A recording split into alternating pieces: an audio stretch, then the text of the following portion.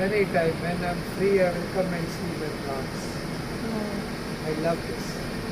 Ang oras namin ngayon dito guys ay 4 o'clock ng hapon. At katatapos ko lang magmasahe ni madam kasi kararating nila galing sa trabaho at nagmasahe ako sa paa niya. So ngayon, matulog na sana ako pero wala yung amo kong lalaki dito. Siguro nandoon na naman sa tanim niya, so puntahan natin. Kasi matutulog ako guys pero hindi ako makatulog ngayon kapag wala pa si sir natulog kasi ako yung mag-lock ng pinto. So puntahan natin siya. Sure, nandoon yun sa halaman niya dito sa likod. Oh, andyan. So ayan guys, andito si sir. Oh. Ito yung stress reliever niya guys. Dito palagi yan siya kapag... How many times you will come here sir? Anytime when I'm free, I will come and see my plants. I love this. We love the plants guys. Basta may time siya, punta talaga yan siya dito. I want to name this one. Maganda na kasi yung tanim niya guys. So yung tingnan nyo naman yan. Ang ganda na, malaki na. Nakakatuwa. Oh. Ito yung ginawa namin. Yung ginawa namin kahapon, yung nag-live siya. Ganda na. Sige, sobrang ganda na niya guys. So, oh, sir, it's growing. Lobia. Malaki na yung halaman niya guys. As in, sobrang ganda.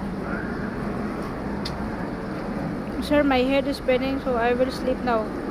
We'll close the door. I'm doing that. Oh, yun guys. Nagsabi lang ako ni sir kung napunta na kasi ako. Okay, bye bye sir.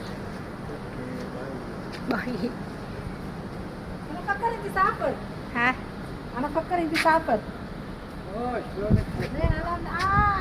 I don't understand what she's talking. Di ko alam anong sinabi niya guys. Arabic.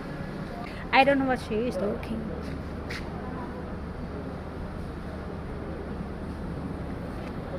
Yan. Dati guys, 2016, nung umuwi ako, siya yung naging extra dito na helper sa bahay nung umuwi ako. Siya yun. 2016 nung unang umuwi ako. Last 2022 nung umuwi ako, iba naman Indian yung nandito. Kaya nagsabi lang ako ni sir guys kung magtagal pa ba siya dito sa labas kasi matulog na ako kasi masakit yung ulo ko. At siya na yung magsirado ng pinto. So yan guys. Natulog na kasi yung amo kong babae at saka yung alaga ko. So ako guys, gusto ko na ding matulog kasi masakit po yung ulo ko. So si sir na bahala magsirado ng pinto. At ayan pala guys, tingnan nyo yung mga damit namin. Hindi na tuyo yung mga damit na nilabhan ko. At yan yung mga karton. 6 na karton yan guys para sa charity. So ayan, sobrang crowded kami dito sa bahay as in. So ayan guys, matulog na ako. Bye bye. Thank you for watching. Love you all. God bless everyone.